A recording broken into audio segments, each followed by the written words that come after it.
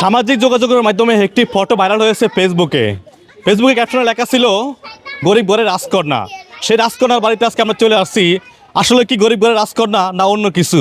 হয়তো ফেসবুকে অনেকে কমেন্ট করতেছেন যে গরিব ঘরের রাজকন্যা নাকি বাচ্চার মা চুরি করে এনেছে, কারণ বাচ্চার মার সাথে কোনো মিল পাচ্ছেন না। আজকে সেখানে চলে আসছি, জানবো, এবং বাচ্চার মা কিন্তু এখানে থাকতে হবে, সে এখানে নাই। এখন জানবো এলাকার মানুষ থেকে আসলে বাচ্চাটি কার। হয়তো আপনারা শুনলে বুঝতে পারবেন। দেখতে পাচ্ছি এখানে একজন বোন আছে, জানবো একটু ওনার মুখ থেকে, এটা আপনাদের জানবো আমি। আসলে যে বাচ্চাটি আসলে ভাইরাল হয়েছে সোশ্যাল মিডিয়াতে, তার ফেসবুকে একটি ছবি ছাড়ার পরে অনেকটা আলোচনা আসছে গরিব ঘরের রাজকন্যা। আসলে সেই মেয়েটি আসলে কার? মেয়েটা হ্যারি মেয়েটি মহিলারই মেয়েটা। আমরা মানে আজকে 7 বছর ধরে দেখতেছি মেয়েটা এখানে কাজ করি, মহিলাটা। তারপরে মনে করেন বিয়ে হয়েছে এই জায়গা, এই মহিলারই বাচ্চা এটা আমরা দেখতেছি। মানে অনেক দিন ধরে কষ্ট করে বাচ্চাটা নিয়ে বাধ্য মূল্যে আপনার মনে করেন যে মানুষের কাছে হাত পাততে নামছে। তো ওই যে আগের গেছিল মতনই অনেকে বলতেছে যে মেয়েটা আপনার না, আপনি একটা কাজের মহিলা, আপনার কাছে এই মেয়ে কেমনে করে আসে।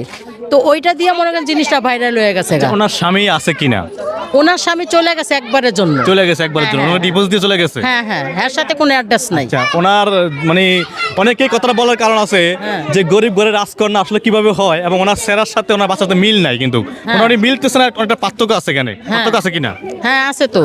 আসলে ওই যে গরিব ঘরের রাজকন্যা হইতেই পারে, গরিব ঘরের রাজকন্যা হইতেই পারে। আল্লাহ রাস্তা যারা পাগল আছে তাদের ঘরে দেখেন কত সুন্দর সন্তান দেয়, কত সুন্দর আল্লাহ রহমত একটা বাচ্চা আসে। অনেক সময় রাস্তাঘাটের অনেক পাগল আমরা ভিডিও করে থাকি, কিন্তু দেখেন রাস্তাঘাটে অনেক পাগলে কিন্তু মানে সুন্দর সন্তান নিয়ে বসে থাকে, দেখেন কত সুন্দর দেখা যায়। আর এই মহিলার সাথে তার সাথে অ্যাড্রেস হয় না, তারপর আমরা বলতেছি যে এই মহিলারই বাচ্চা, এটা মহিলারই বাচ্চা। দর্শক আপনারা বুঝতে পারছেন, উনি কিন্তু এই এলাকার লোক, এবং যে মহিলা আপনার ভাইরাল হয়েছে বাচ্চাটি, তার বাসা হলো এটি, এবং উনি কিন্তু এখানে থাকতো।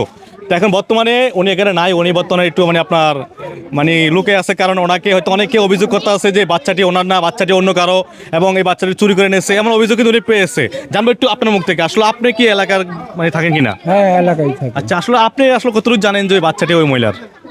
আমরা দেখছি যে ওই বাচ্চার এই মহিলার ছোট থেকে পালতেছে। হ্যাঁ, ছোট থেকে পালতেছে। আচ্ছা, এখানে উনি কত মাস থাকতেছে এই জায়গাটায়? এই জায়গায় এসে 3 মাস ধরে এই বাসায়। 3 মাস ধরে থাকতেছে এখানে। ওনার স্বামী কি আছে না চলে গেছে? ওনার স্বামীর খবর আমি কইতে পারবো না। স্বামী খবর পেলেন না, উনি বলছে ডিভোর্স হয়ে গেছে। আচ্ছা, ওনার তাহলে বাচ্চা কি একটাই? এটা তো মনে করেন আমরা পুরুষ মানুষ, আমরা তো এই সমস্ত খবর আনি না। এখনো দেখি যেমন 3 মাস ধরে আমি এই বাসায় থাকি, এই বাসায় মহিলা থাকে, মানে দেখি আবার আমাকে বাসায় যায় টায়, মানে যেমন আমরা দেখি। ওকে, দর্শক আপনারা কথা শুনে বুঝতে পারছেন, এবং উনি যতটুকু বলছে যে উনি এলাকায় থাকে 3 মাস ধরে, ওই বাচ্চার মাকে দেখতেছে। এবং আপনারা জানাবেন কমেন্টে আপনার কি মতামত আছে। অনেকে বলতেছেন বাচ্চাটি ওনার না, কিন্তু আমরা সরজমিনে এসে দেখলাম ওই বাচ্চাটি ওই বাচ্চার মার, এবং হয়তো সেরার সাথে মিল নেই, কিন্তু গরিব ঘরের রাজকন্যা, এটাই বাস্তব, গরিবের ঘরে রাজকন্যা। তো দর্শক আপনারা জানাবেন কমেন্টে, এবং ভিডিওটি কেমন লাগছে, ভিডিওটি শেয়ার করে সবাইকে দেখার সুযোগ করে দেবেন। ধন্যবাদ সবাইকে, আল্লাহ হাফেজ।